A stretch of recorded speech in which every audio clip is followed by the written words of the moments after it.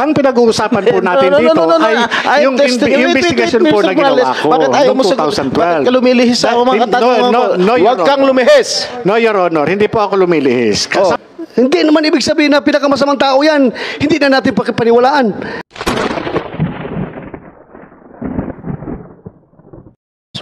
Yes, Your Honor. Nakita ko sa isang interview mo na sinabi mo na ako raw ay hindi marunong mag-imbestiga. Am I correct? Yes, Your Honor. Yun po opinion ko bilang investigador dahil inaasahan ko po inimbita po ako rito as resource person. Alright. At mistula ako na ituring na akusado. I will have to respect your opinion, but my track record in investigating here in all public hearings will attest to it. Okay? Now, the second question. Sinabi mo sa isang interview na sayang ang binabayad ng taong bayan sa akin. Yun po yung opinion ko, Your Honor. Dahil doon sa nakikita kong takbo ng...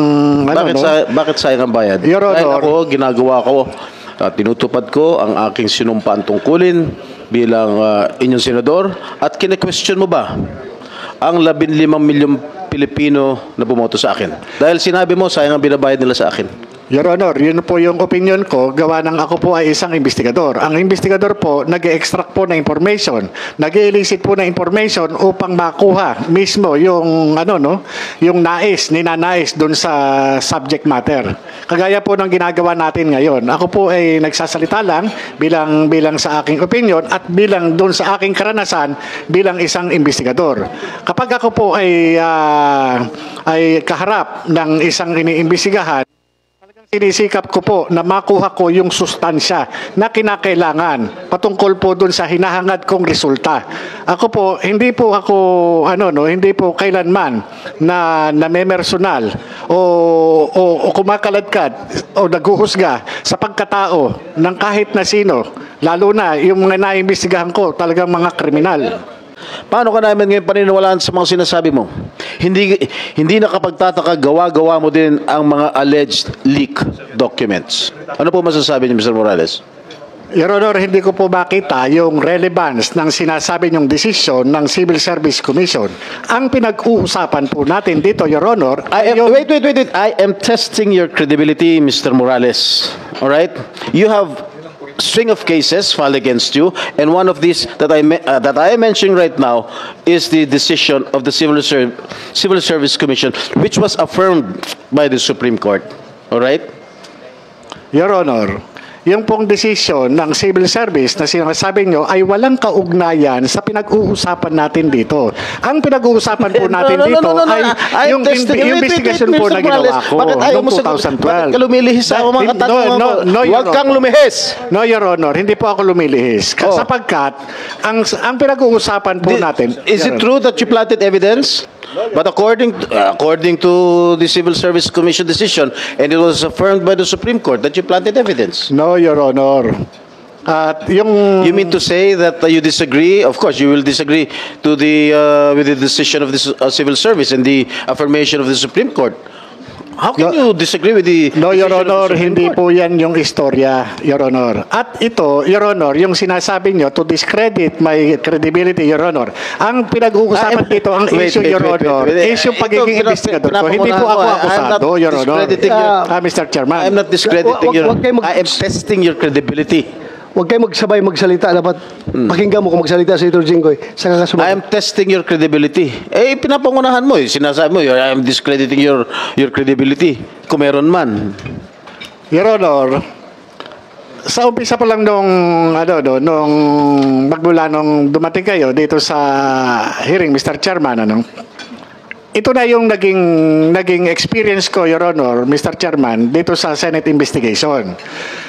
Ang ipinunta ko po rito is resource person po ako para dito sa PIDEA Leaks. Dahil ang pinag-uusapan po dito ay yung paglabas ng dokumento dun sa PIDEA. At ako po, Your Honor, investigador lang po ako. Hindi ako akusado, Mr. Chairman, para i-test yung aking credibility. Nakapako lamang po ang aking kaalaman patungkol po dun sa ipinalabas ng vlogger na si Maharlika patungkol po dito dun sa mga confidential documents, classified documents.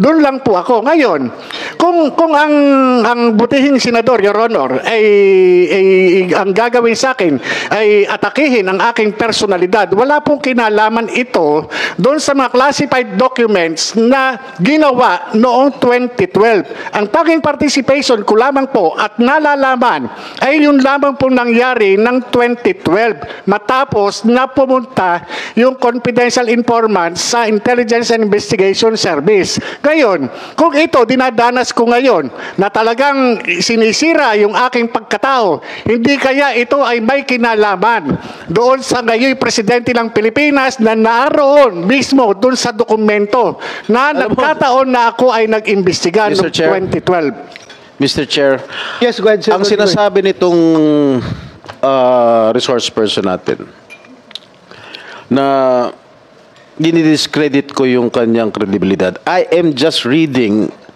all his cases filed against him. Okay? Inuulit ko lang. Okay? Pinapangunahan mo kagad ako. Sinasabi mo, dididiscredit ko agad yung kredibilidad mo. All right now. Yung sinasabi mong nawawalang dokumento. Tinanong kita last hearing, where are these documents? Sinasabi mo wala. Tinanong pa kita kung sino yung confidential informant mo. Sinasabi mong hindi mo kilala. Anong klase kang resource person? Wala kang mga ebidensya. Oh, Your Honor. Ikaw ba paniniwalaan ka namin dito? Your Honor, Mr. Chairman. Ganyan ang mga sinasagot mo. Your Honor, Mr. Chairman. The classified documents na piniresinta po ng vlogger na si Maharlika na napasa kamay nitong komite na ito po yung personal ko na under oath po in-identify ko.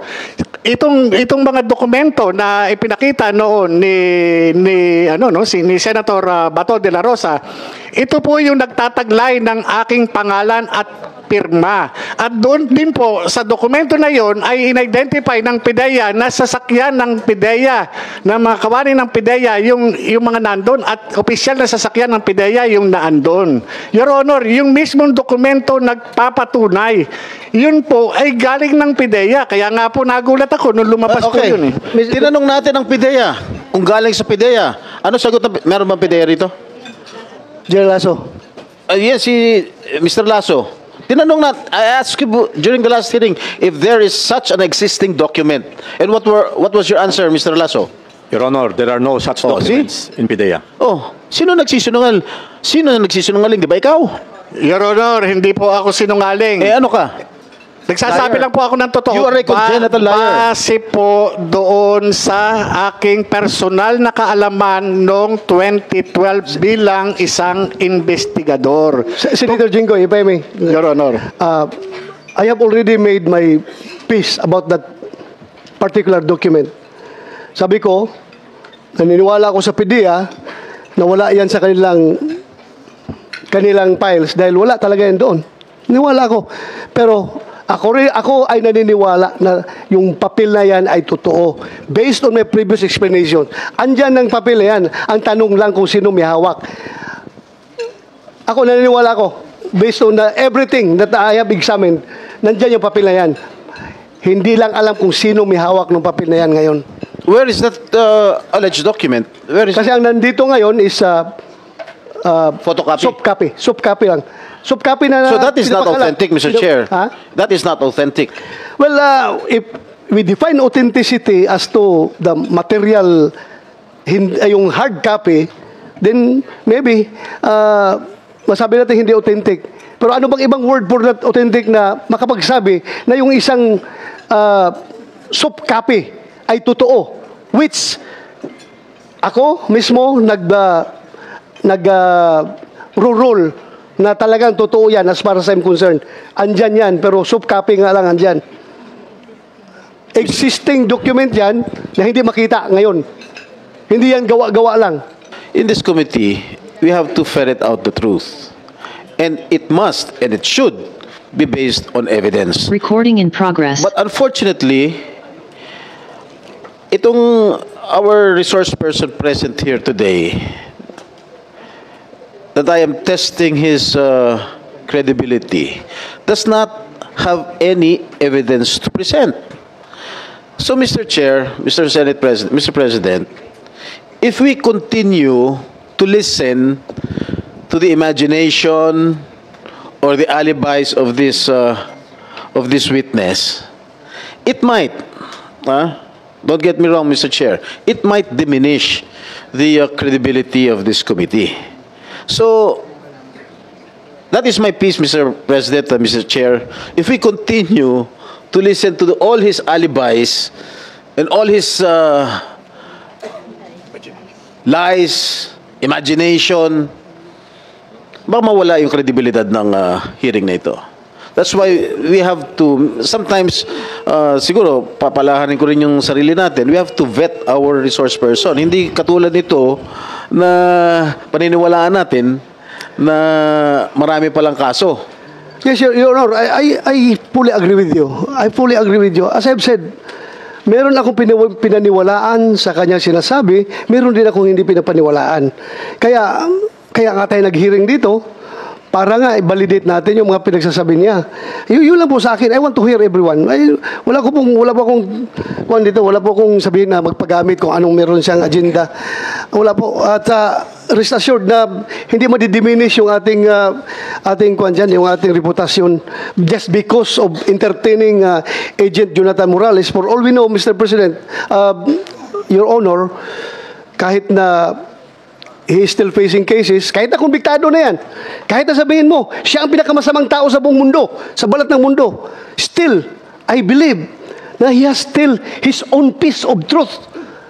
Hindi naman ibig sabihin na pinakamasamang tao yan, hindi na natin pakipaniwalaan. How unfair can we be to the people kung hindi natin siya paniwalaan? Kahit na masama siyang tao. Kaya, that's the purpose of this hearing, to hear them, to listen to them. And it's up for us to believe. Whether we believe on him or not, then same goes true with all the resource person. Ganoon po ang ating treatment dapat. Basta ako, I am just giving you the assurance as you're my vice chairman of this committee and including the Senate President. Please, magtiwala lang kayo sa akin and I will do my best na hindi tayo mapapahiya dito sa yung institusyon natin. Hindi mapapahiya dahil sa ginagawa kong hearing.